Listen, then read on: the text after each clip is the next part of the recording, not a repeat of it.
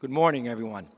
My name is Stan Herman, and I'm the Executive Director of New York County Defender Services, one of the public defender offices here in New York City. And this morning, we are here to support the Protect Our Courts Act. It is really an incredible thing to see such a broad coalition of justice stakeholders in support of this important legislation.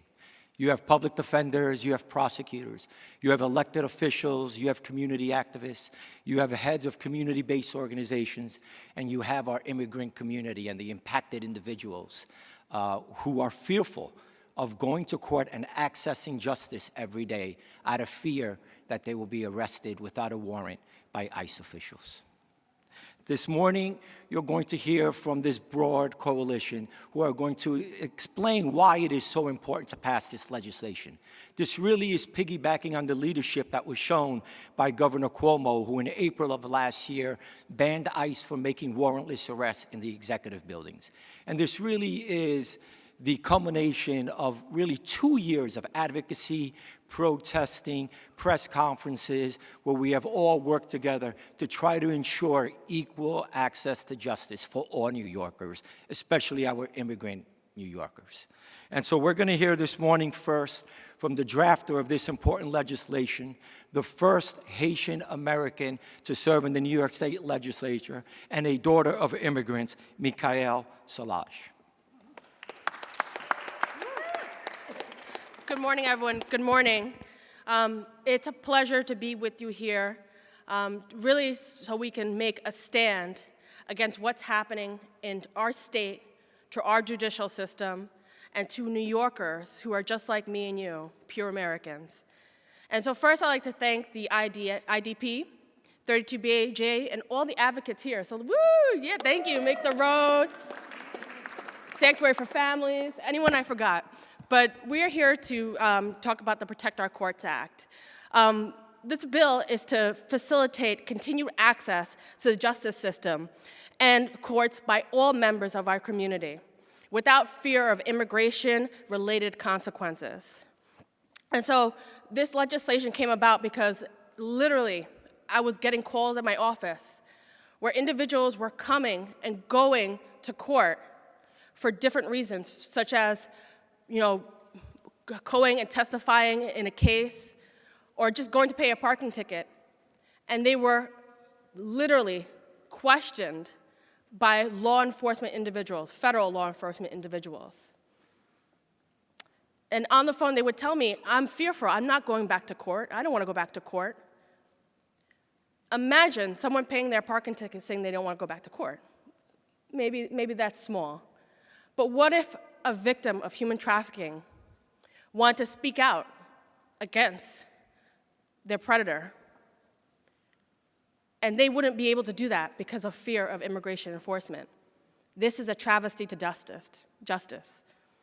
What if someone who was being menaced by MS-13 wanted to go testify against gang members, but couldn't for fear that ICE would deport them and separate them from their families?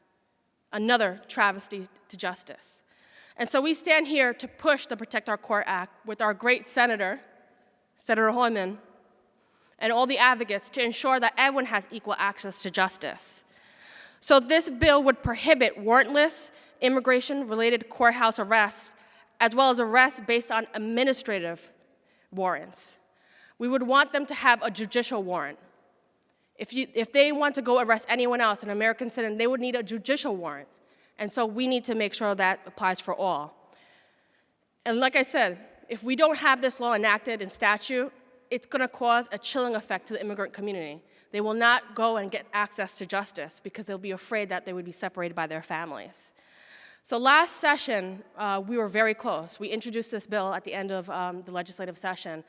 And within about a week, we had 40 sponsors. Because this is not only an issue that's happening in New York City, but as you saw from the report by the IDP, it's increasing. It's happening all over our great state.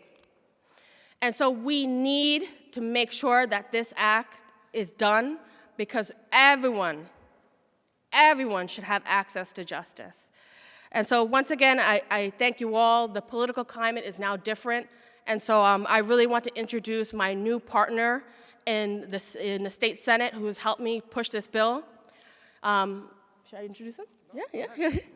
It was a different climate last year, but the people of New York State spoken, and they said they wanted real leadership in government, leadership that protects all New Yorkers. So I'd like to introduce Senator Hoyman to be here. Thank you very much. Thank you.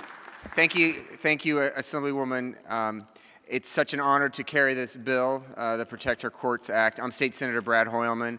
I'm the chair of the New York State Judiciary Committee, and I happen to represent this neighborhood. And it's very fitting that we're here in Judson Church, because Judson Church is the birthplace of the New York City sanctuary movement. So a round of applause for Judson and Donna Scopper, who's the pastor here.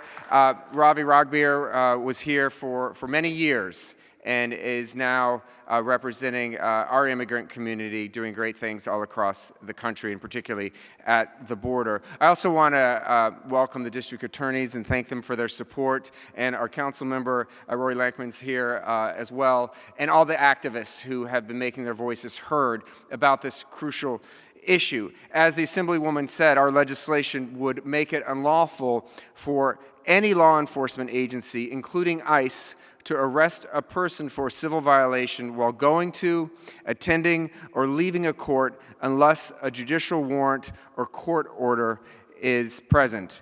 The bottom line is there should be no more ICE arrests for civil violations of federal immigration law. And that's what's happening in our court system today. That's what the Immigrant Defense Project has documented. They have shown a 1,700% increase, 1,700% increase in ICE arrests since Donald Trump was elected president. That is shocking and sobering for all New Yorkers who use our court system as a place to seek justice and as a sanctuary in which to do so. Our bill would also allow contempt of court orders to be issued by judges, and the New York State Attorney General would be empowered to pursue legal action against violators. It would create a private right of action for those individuals targeted by ICE and other law enforcement agencies. And as the Assemblywoman pointed out, this is not just a New York City problem. As we have learned through the Immigrant Defense Project's statistics, this type of ICE infiltration is happening all across the state of New York. Trump's racist immigration policies, carried out by federal immigration agents serving as his personal deportation force, have to stop. We learned today that Trump is now moving into our city housing through an agreement that was apparently hatched this morning, but it's up to us to stand up to Donald Trump through this legislation. It's time that New York law makes it clear: courthouses are sanctuaries and ICE is not welcome. So again, thank you for everyone for your support. You know, last week, with the help of the Assemblywoman, the State Senate is finally providing tuition and scholarship assistance to our dreamers. So that's a good sign as to what we're going to be doing up in Albany to protect our immigrant community. So thank you very much. We will get this bill passed. We will make certain that the message is heard loud and clear. ICE is not welcome in our courtrooms. Thank you very much. Thank you, Senator. Should also be pointed out that this act not only prevents warrantless arrests in our courthouses, but it also applies if individuals are on their way to court, and it equally applies when they're leaving court. Because what we've seen is that ICE has changed their tactics, and we're seeing more arrests when individuals are leaving the courthouse and not just in the courthouse. So this really is a revolutionary and groundbreaking progressive piece of legislation. Now, the leaders of this entire movement really goes to IDP, or the Immigrant Defense Project. And now we're going to hear from their executive director, Elisa Wellick. Hi, everyone. Thanks so much for braving the frigid weather. In early 2017, the Immigrant Defense Project began to monitor ICE courthouse arrests after we received increasing and really disturbing reports of ICE activity in New York courthouses. In the last 2 years, those numbers have skyrocketed. As Senator Hoylman pointed out, IDP released our latest report this past week, which showed a 1,700% increase in ICE courthouse activity since Donald Trump became president. ICE has shown they have no boundaries. No courts are off limits. It doesn't matter to them if you are still trying to fight your criminal case, if you have documented mental health issues, if you are a survivor of violence or trafficking. ICE has no regard for whether you are a witness, whether you are friends and families supporting your loved one in court, or whether you will suffer consequences if you miss your court date. 6 months into the Trump administration, IDP conducted a significant survey across New York State that documented the really widespread chilling effect of ICE courthouse activity on immigrant communities. 75% of legal service providers said that their immigrant clients were afraid to go to court because of ICE courthouse arrests. 75%. These arrests are not just inhumane, they undermine our courts and they undermine our legal systems. Let's be clear, ICE cannot be trusted. We cannot tolerate the agency's use of New York courts as a trap to target our immigrant communities. ICE agents, in defiance of their own regulations, are often plainclothed. They refuse to identify themselves. They explain nothing to the people they are arresting, and they provide no proof or warrant. We've heard time and time again family members thinking that their loved ones are actually being kidnapped. ICE arrests and surveillance tactics have also become increasingly brutal and violent. ICE will not heed the recommendations of our judges, our district attorneys, our governors, and others who have repeatedly called upon ICE to get out of the courts, and you'll hear that call today. And ICE has shown time and time again that they can go to cruel and immoral lengths to enact Donald Trump's mass deportation agenda. We are here today to appreciate the leadership of Assemblymember Solage and Senator Hoylman in advocating for our Protect Our Court Act. With the passage of this bill, New York will send a loud message to ICE. We will not let your deportation agenda undermine our courts. This is clearly an issue that impacts the broader community. So I want to say to the ICE Out of Courts Coalition, community members, DAs, judges, and everyone who came here to support the call for ICE to get out of our courts, we thank you. Together we can and will stop ICE arrests in our courthouses. Thank you. You know, going through deportation proceedings, being arrested and separated from your families is really an inhumane process. But there are organizations out there that bring humanity into this work, and one of them is the executive director of Sanctuary for Families, Judy Kluger. Good morning, everyone, and to Assemblywoman Solage and Senator Hoylman, much thanks for reintroducing this Protect Our Courts Act. In the toxic national environment where important legal safeguards for victims of gender violence are at risk of being dismantled, New York State has an unprecedented opportunity to strengthen the laws and systems that protect thousands of survivors of domestic violence and sex trafficking who live here. At Sanctuary for Families, 75% of the victims of gender violence we serve are immigrants who rely on the courts for orders of protection, child support, and custody. And some are witnesses in criminal cases against their abusers.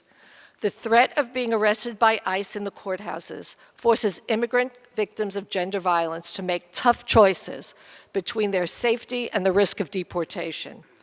This spreads fear and discourages many of our clients from seeking the protections they rightfully deserve.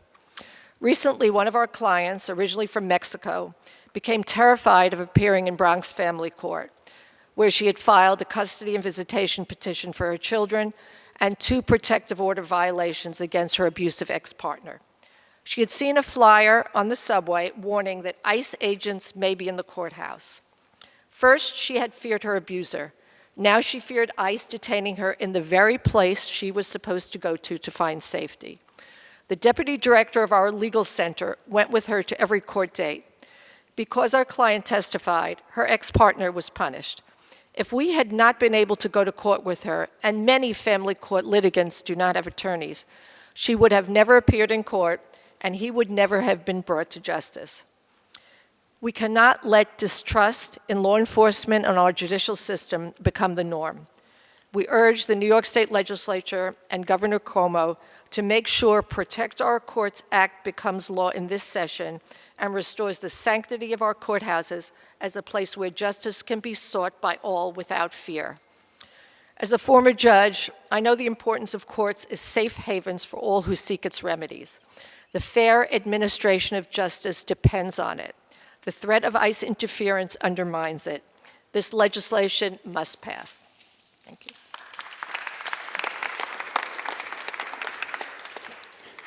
As I get to travel throughout the country and attending public defender conferences or the American Bar Association, there's a common theme that we're hearing, which is this term progressive prosecutors.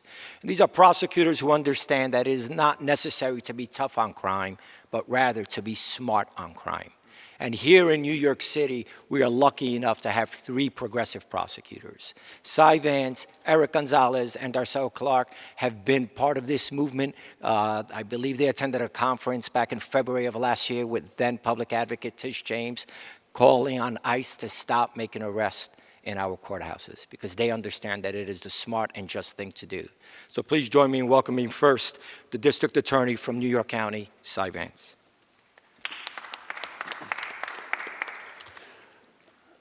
I'd like to thank everybody, but particularly Assemblywoman Szilagyi and Senator Hoylman for your efforts that bring us all here today. Brad, you are on a hot streak, but it's great to see you two pass another critical, move toward passage of another critical and timely piece of legislation. Obviously, I also am grateful and thank the Immigrant Defense Project for their interesting and important report, which, as was stated earlier, indicated a 1,700 increase in ICE arrests and sightings in our state courthouses since the 2016 presidential election. Now, it's not every day that district attorneys and these advocates get together and are united arm in arm on the same issue, but that is the case today. And from my perspective as the law enforcement officer from Manhattan, this is a very simple question. Having ICE in our courthouses able to make arrests without previously authorized judicial warrants actually makes us less safe. Number one, it discourages witnesses and victims of crime who may be undocumented from coming to court. And that is an unacceptable choice in my mind for Manhattan. Secondly, for individuals who may be charged with crimes, sometimes very low level, it may make it less likely that they come to court and have their cases proceed in a normal process, and that doesn't make us safer either. So when Eric and Darcel, my colleagues, were on the same page with the advocates and the legislators on this important issue, we are asking that the state Senate and Assembly listen, that you pass the legislation that's been proposed by these 2 great legislators, and the district attorneys in New York City will be supporting you. Thank you.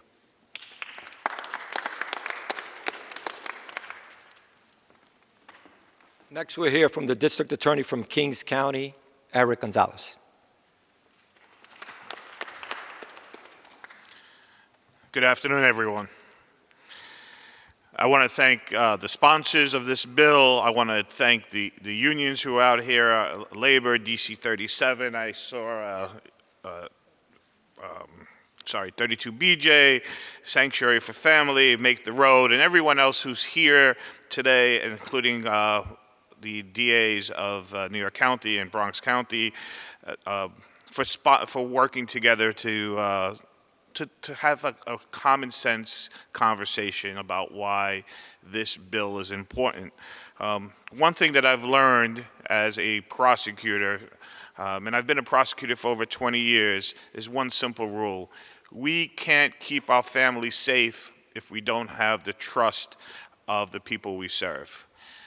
And the enforcement that we're seeing in our courthouses by ICE is undermining public trust in one of the most important places that it could be, our courthouses.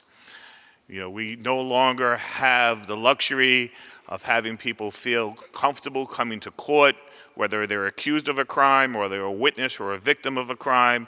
And we've also seen a decline in the number of immigrants and non-citizens who are calling 911 and reporting crimes. And I can tell you that this is, from my experience, not just a hypothetical. We've seen a decline in the number of immigrant witnesses, especially those who speak to our social workers, who want to come forward because they're afraid of coming to court. And so I am standing once again calling on ICE to treat our courthouses as a sensitive location. We've been doing this for a year and a half now, telling ICE that we know how to keep our community safe, and separating citizens and non-citizens in our courthouse are not a way of keeping us safe. These tactics have become more and more aggressive.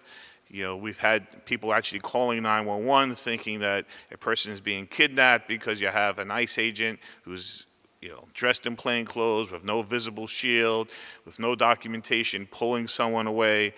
And unfortunately, ground zero on a lot of this enforcement seems to be in Brooklyn courts. We've had at least 35 cases in 2018 where ICE has detained someone out of a Brooklyn courthouse, and we've had at least a dozen other sightings of ICE in our courthouse.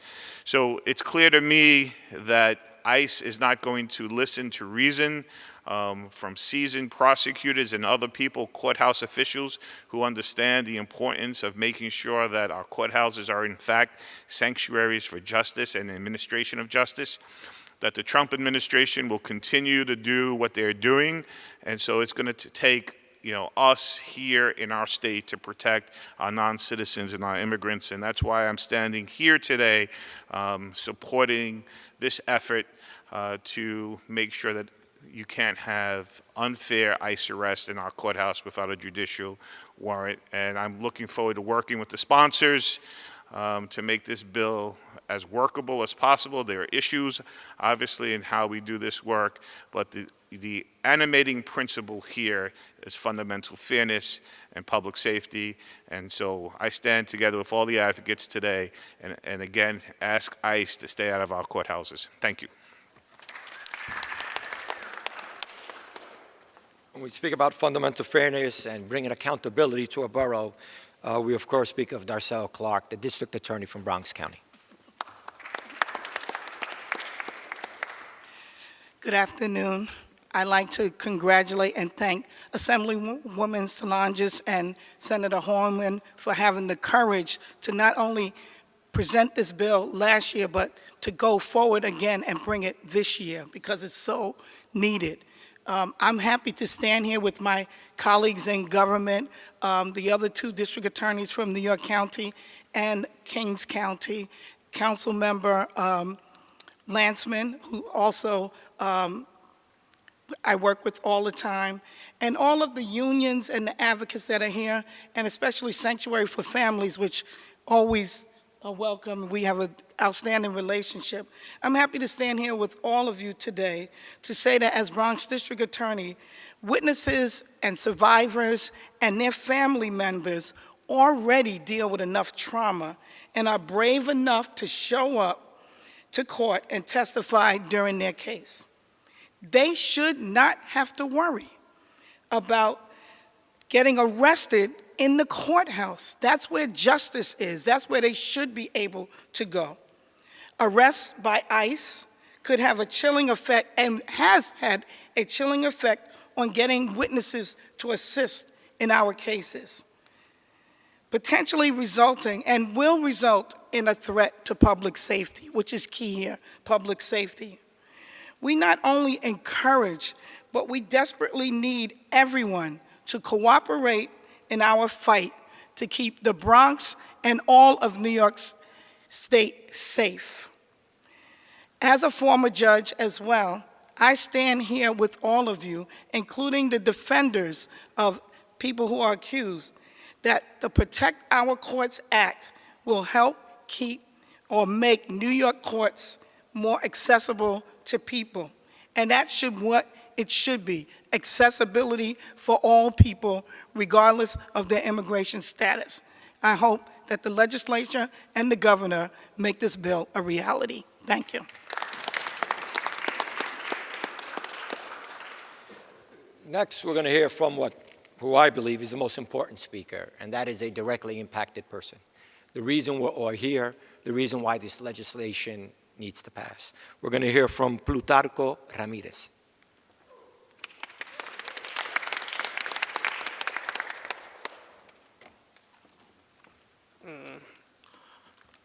Mi nombre es Plutarco Ramírez. Yo fui detenido en julio de 2018. My name is Plutarco Ramirez. I was detained in July 2018. Yo sé qué significa el no estar con tu familia, I know what it means to not be with your family. el sentir momentos que pierdes tu libertad. It's very difficult to lose your freedom. Gracias al trabajo de Make It the Road, ahora yo puedo tener la oportunidad de pelear mi caso estando en libertad y junto con mi familia. Thanks to the work of Make the Road, I am now able to fight my case in freedom and with my family. Yo he escuchado de muchas personas que están siendo detenidas fuera de las cortes. I heard from many people who were detained while they were outside of courts. Y yo fui un día antes de corte.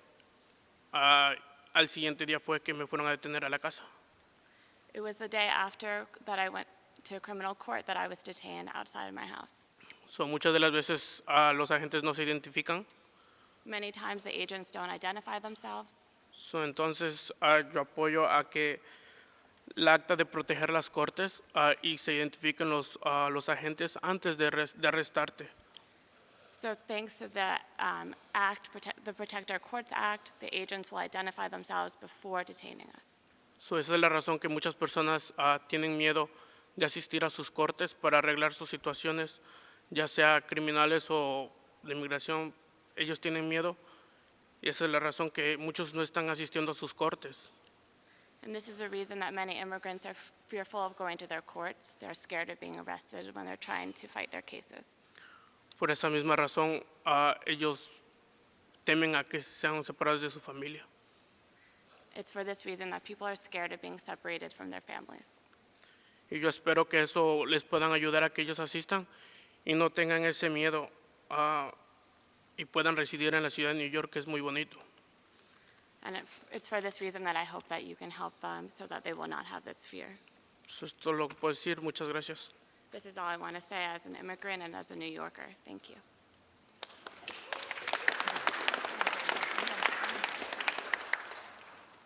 You know, as I've said, this battle has been going on for 2 years now, and our next speaker has held city council hearings on this issue. He's attended every press conference, every rally, trying to get ICE out of our courts.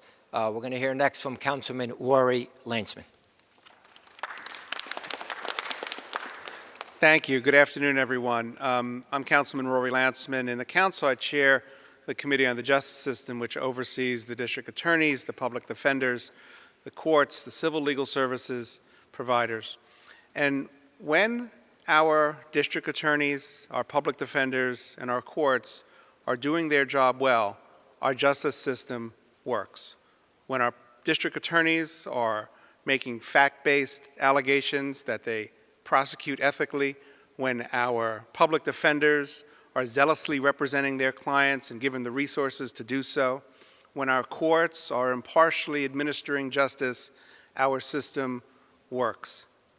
When ICE arrests people on their way to the courthouse or in the courthouse, ICE is breaking our justice system, and ICE is making us unsafe. Think about it.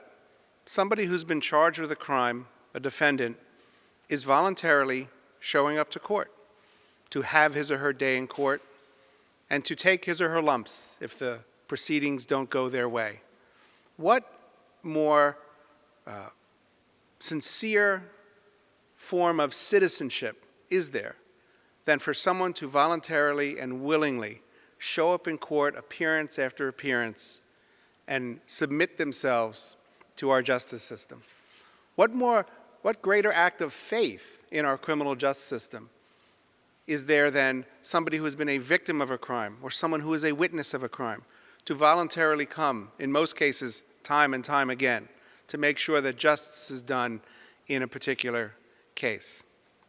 We had a hearing on ICE in the courthouses some time ago, and we heard from people who had been victims of ICE's overzealousness. We heard from district attorneys and public defenders who attested to the damage that ICE's presence in our courthouses is having to the administration of justice. As a New Yorker and as a public official, I am outraged that ICE is interfering with our justice system, that ICE is making us unsafe, and of course, that ICE is demonizing our fellow New Yorkers and separating them from our families. I'm so glad that the Assemblywoman and the Senator have introduced this legislation and that it has the support of our 3 fantastic district attorneys here and our public defenders and our service providers. I urge the legislature and the governor to make this law a reality, and I call upon ICE, with whatever decency there might be left amongst ICE's leadership or in our United States Department of Justice, to stop interfering with our justice system here in New York City, to stop making us less safe, to listen to the wisdom of our district attorneys and our public defenders, and stop using courthouses as a place for ICE to effect civil arrests and deport people and separate them from their families. Thank you.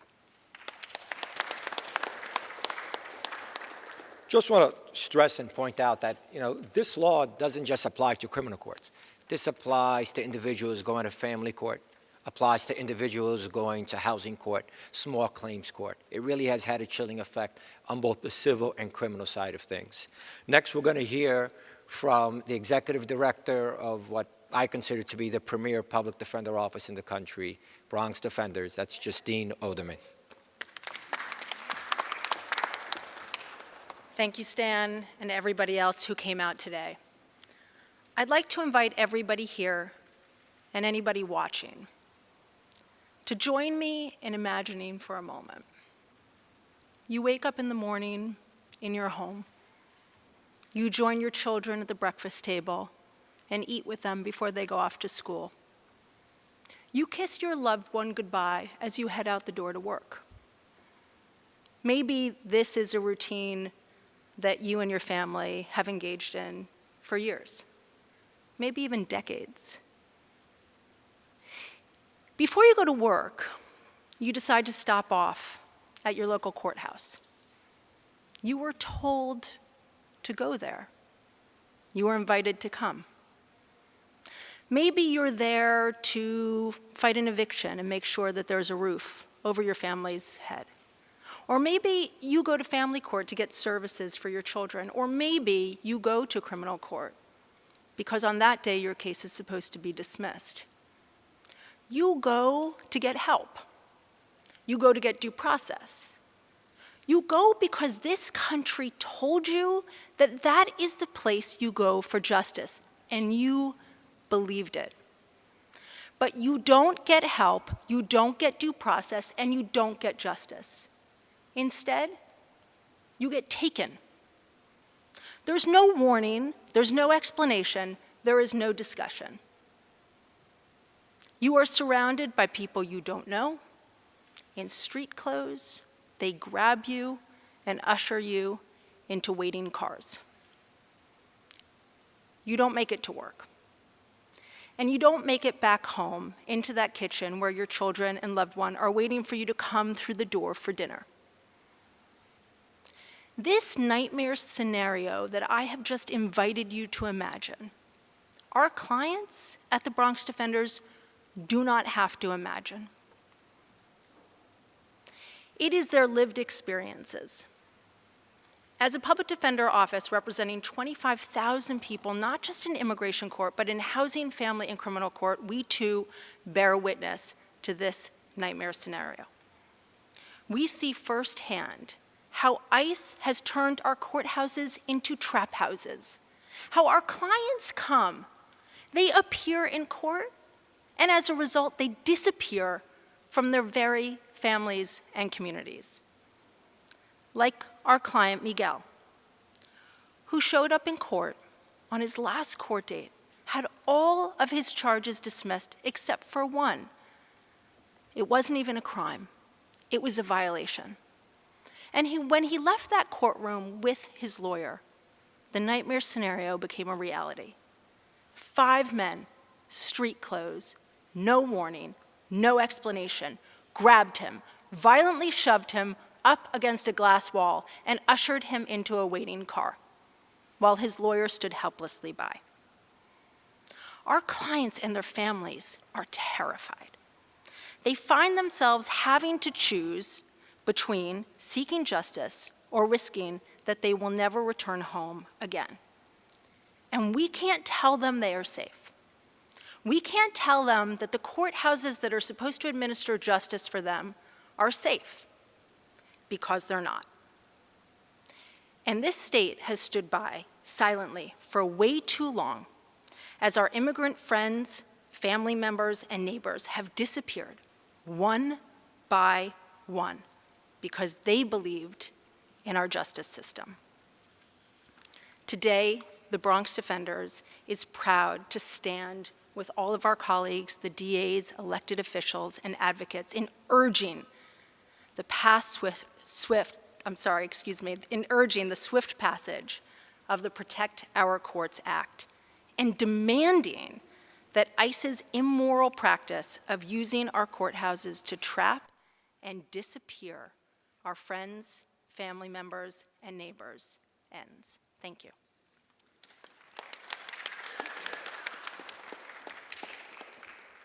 If there's a community meeting in Staten Island, or a church event in Queens, or an academic event in Manhattan, you are going to see this public defender there, the Community Outreach Supervising Attorney for the Legal Aid Society, Anthony Posada.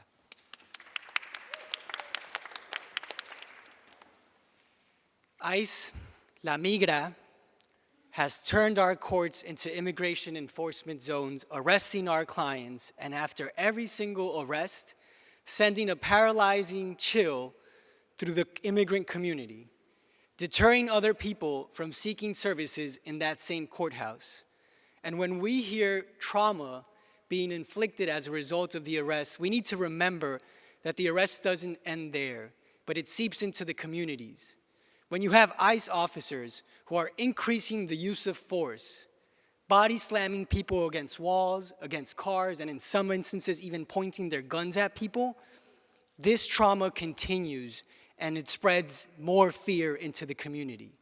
When those same agents don't even identify themselves and refuse to do so, meaning that they can hide in plain sight in the courtroom, it only means that they are increasing their surveillance tactics, more and more wishing to remain hidden, while our clients are subjected to their arrests, are subjected to being put in the black hole that is immigration deportation proceedings, where people cannot access their loved ones, where people do not know what happened, and where family members are left with questions and family members sobbing without having any answers. And we haven't stood by. We've called on ICE to stop. We've marched and protested and rallied. We've called on the Chief Judge and the Office of Court Administration to act. And when we thought that all of our cries were falling on deaf ears, we are thankful that we have the leadership of Senator Brad Hoylman and Assemblywoman Michael Solanges through the Protect Our Courts Act. And when we say protect our courts, we're essentially saying protect our immigrant communities and help them feel safe and accessing courts. We are saying something incredibly important by putting and codifying the requirements of the judicial valid warrant, because something in the IDP report that should not be lost and we should highlight today is that hundreds of those 300 plus arrests of ICE officers, only one of them had a valid judicial warrant. All the other ones didn't have a valid judicial warrant. And that's why these provisions are incredibly important and should be put into law. The IDP report showing that 1,700% increase in ICE arrests is a disgrace for New York, and it's something that we have to live with, but it is something that we can change. And right now, we urge the legislator to pass this bill and the governor to immediately sign it into law. Our communities cannot wait any longer. Enough is enough. La Migra must be stopped. At the Legal Aid Society, we stand with all of our allies today, here, tomorrow, and in ensuring that we protect our clients and protect our courts. Thank you. We're going to turn to our union support, which is so important when you're trying to get anything passed in Albany. First, we're going to hear from the president from the Association of Legal Aid Attorneys, Debbie Wright.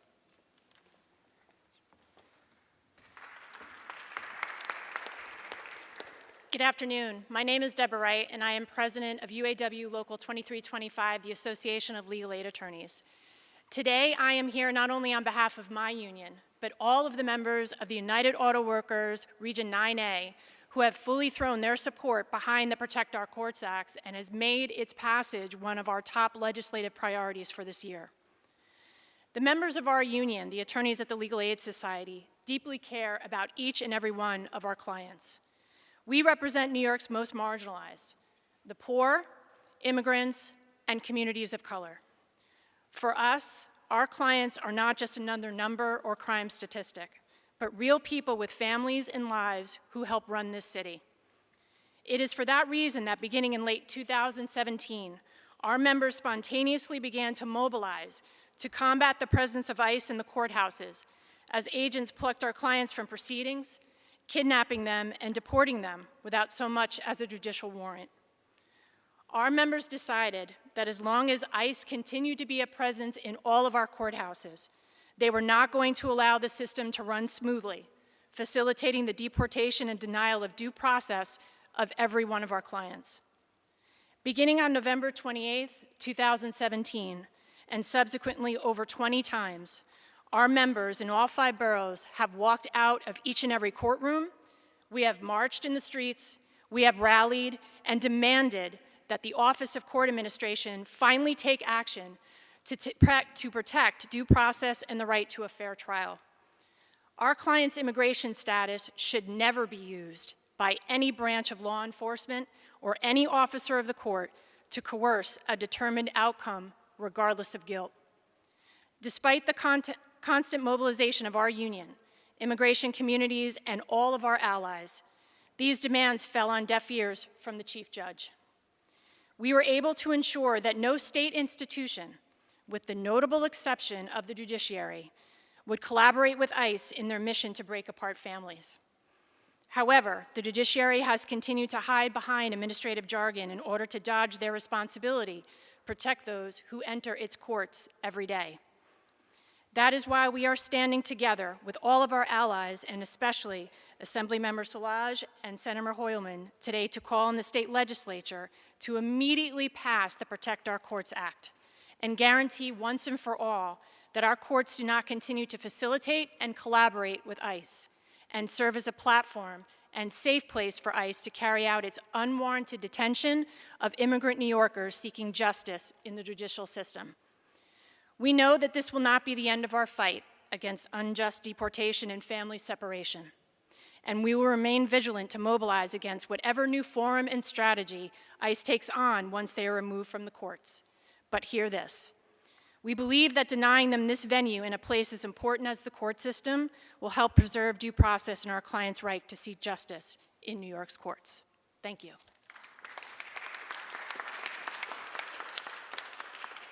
The Service Employers International Union, Local 32B&J, has thousands and thousands of immigrants as part of their membership. We're going to hear from the Vice President of the local chapter, Shirley Aldabo.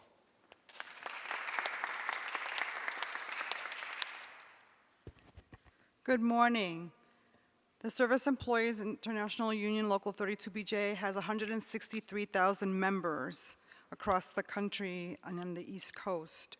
32BJ is the largest property services union in the country and represents thousands of U.S. immigrants from around the world.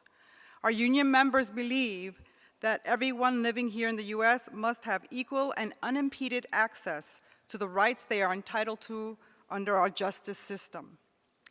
Those who are victims of crime or who have witnessed a crime have already been terrorized enough. The fact that undercover ICE agents now routinely make unwarranted arrests of immigrants in state, civil, and criminal courts, even people who are in family court or in courts designed to protect victims of human trafficking, shows the unending cruelty of this administration when it comes to how it treats immigrants. They do not need the additional terror of wondering when they approach a courthouse whether immigration agents will detain them or their family members first and ask questions later. What hurts our immigrant brothers and sisters also hurts the rest of us. When witnesses or victims of crime stay away from our courthouses because they are afraid, that puts justice out of the reach of all of us and makes all of our communities less safe. ICE agents have no business stalking our courthouses, and the Protect Our Courts Act is a much-needed step to ensure that all New Yorkers have full access to the courts and to our justice system. We thank Assemblywoman Michaëlle Solange and Senator Brad Hoylman for their sponsorship of this legislation. Again, they have been with us in many, many fights to support our immigrant brothers and sisters, and we support their leadership on this issue. We will do whatever it takes to support them, to support our allies. We will do whatever it takes to protect our courts and protect all of those seeking justice. Thank you.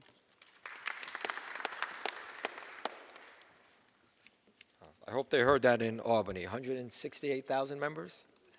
We're now going to hear from one of our immigrant advocacy groups, the New York Immigration Coalition Director of Immigrant Rights, Anu Joshi. Thank you. Hello, everyone. My name is Anu Joshi, and I'm with the New York Immigration Coalition. We represent over 200 member agencies across the state that serve New York's diverse immigrant and refugee communities, from Buffalo to Long Island.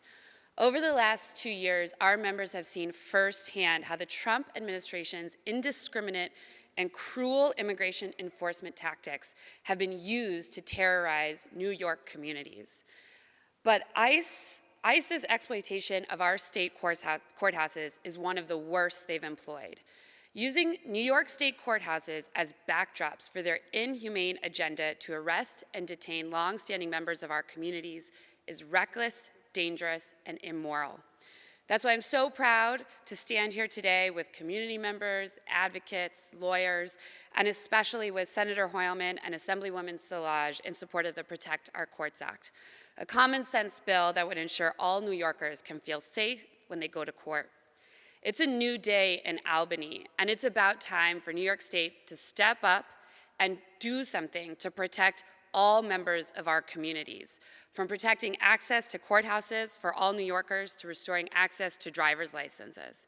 I call on this state legislature and Governor Cuomo to immediately pass the Protect Our Courts Act and put an end to the barbaric practice of courthouse arrests. Thank you. Our final speaker before we take questions is the Regional Director of the Anti-Defamation League, Evan Bernstein. Thank you. Thank you, Assemblywoman and Senator, for sponsoring this, co-sponsoring this. The ADL is a proud member of the ICE Out of Courts Coalition and a strong supporter of Protect Our Courts Act. We at the ADL firmly believe in equal access to our justice system, regardless of immigration status. Equal justice and equal access is necessary not only to preserve fundamental principles due to process and fairness, but also to ensure the safety and security for all of us.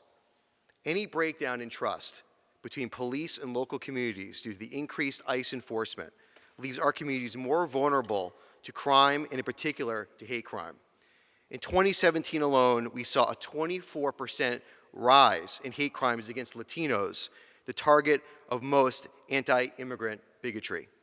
At the same time, we know that members of immigrant communities are often the least likely to report a crime, due in part to the fear of deportation or reprisal if they contact police or appear in court.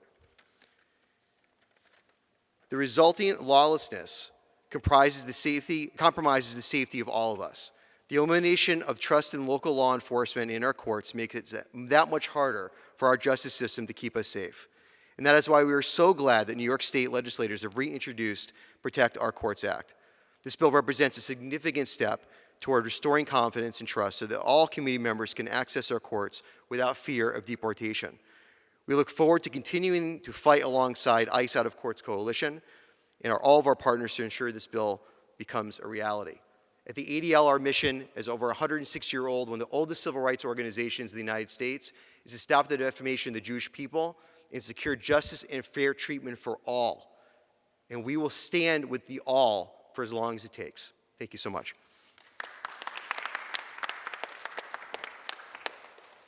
We'll take questions, and if you're going to direct it to a particular person, just let me know who. Yes?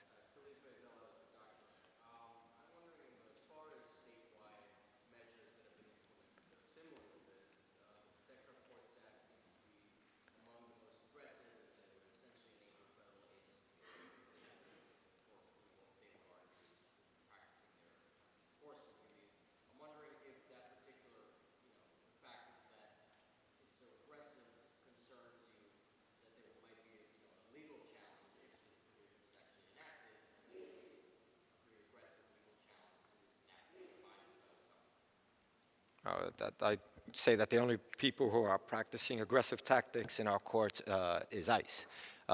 We believe that this is constitutional. We believe that it is within the domain of the legislature to pass this act. And if there are any challenges, then they'll be litigated in court.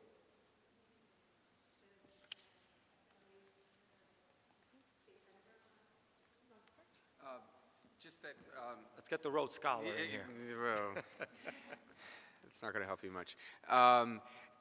We're confident that it is the domain of the New York State Legislature to regulate our court system and also make requirements on that court system as to who is allowed to be in the courts in a capacity different than we authorize. And as was pointed out, this is not just the courthouses themselves, but the exterior of the courthouses where we understand ICE agents have been loitering, if you will, waiting to arrest individuals who are walking in innocently seeking justice. So it's of great concern that it's not just the courthouses, but it is the area around them as well. Yes.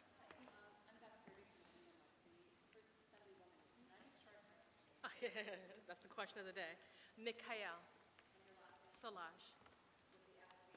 Yes, well, it's kind of silent. Solage. Mm-hmm. Yes. Mm-hmm.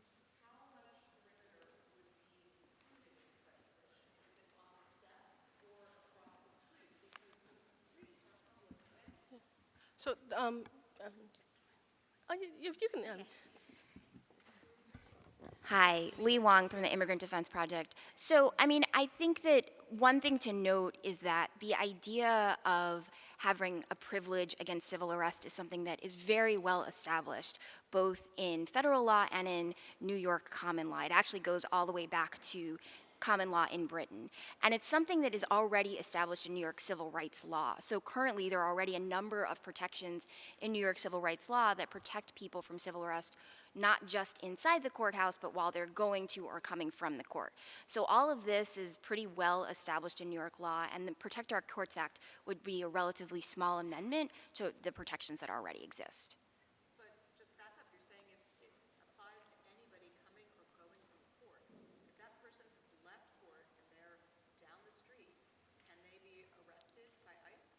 I mean, I think that we would need to figure out the exact parameters of, what is the exact distance. But yes, I think within a block, within the immediate vicinity of the court, there would be protection from arrest. And then my other question, because I believe that the gentleman who'd been detained brought this up in his comments.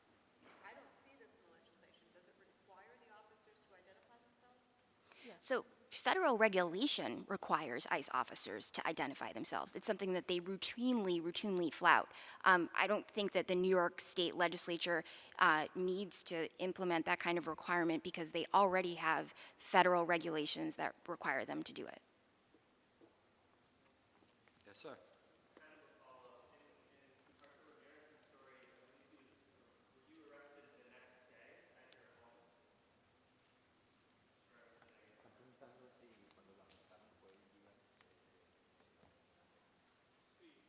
Yes.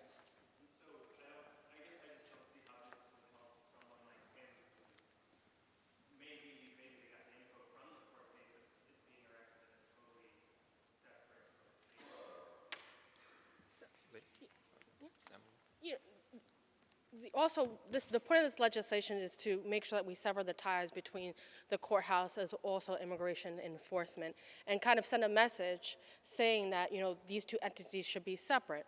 And so, in that message, we want to ensure that there's no collaboration as well. And so, like in life, like in any law, you can't legislate every single scenario. But we can, as a legislature, send a message saying that the courts are doing a great job serving justice and enabling people to get their day in court. And, ICE should go by their, by their law and parameters and also, follow their law as well, their federal law. Yes, sir.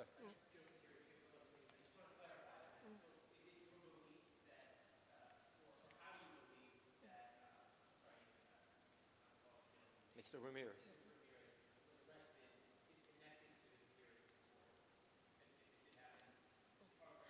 I can't speak to his personal case because I just met him today. So I could definitely follow up on your question and be able to answer it. Yeah, I mean, I think Mr. Ramirez's story, while not 100% on point with this legislation, just speaks to the fear that the immigrant community is feeling and the issue towards separation of families. Anyone else?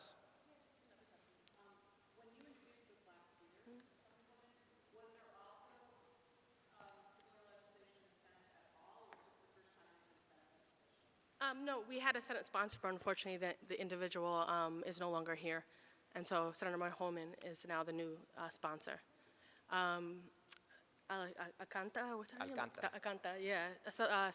Former Senator Alcantara, excuse me. Of course, because of the dynamic of the Republican state Senate, they weren't interested in, any immigration issues, as you know, including this, DREAM Act, Liberty Act, driver's license. They weren't interested in any sort of legislation dealing with immigration. And so the bill didn't move. And so, in fact, the bill was blocked from a hearing or a committee vote or consideration on the floor of the Senate. So it's a new day in Albany where we have the courage in the Senate Democratic Conference to follow the lead of the Assembly member and her colleagues in the Assembly and actually bring bills to the floor that have a positive impact on our immigrant community. That's a big change in the dynamic of Albany.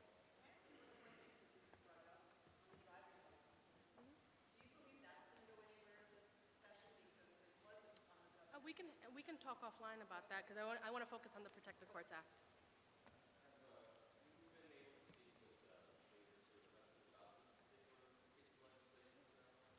Yeah, it is of interest to the conference. We have more education to do, just like with any bill, but we are hopeful that we'll see movement and eager to have it considered. We're about to enter the budget phase of the legislation, so we're not certain on timing, but I think the DREAM Act passage is a really good sign that you're going to see action on bills like this and elsewhere. And let me just say, as the chair of the Senate Judiciary Committee, this is a high priority for me, that this the chilling effect that is, throughout the state of New York is stopped when it comes to our immigrant community or anyone who's seeking to go to the courthouse.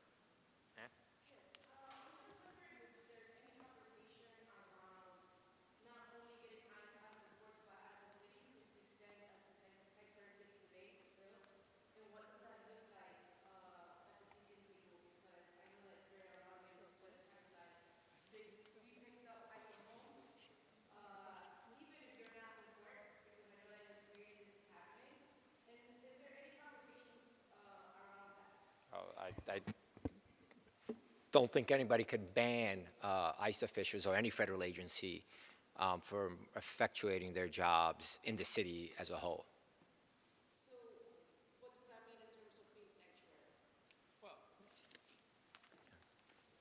Yeah, Councilman Landsman, we banned ICE from Rikers Island. We've banned ICE and measured their interactions with city government. So piece by piece, we can control and influence what ICE does when it is on government property or using government resources or trying to coordinate with government officials, whether it's state or city. And we've made progress there. This law, this act, would be an important piece of that. All right, if anybody has any follow-up questions, folks will be available afterwards. Thank you so much.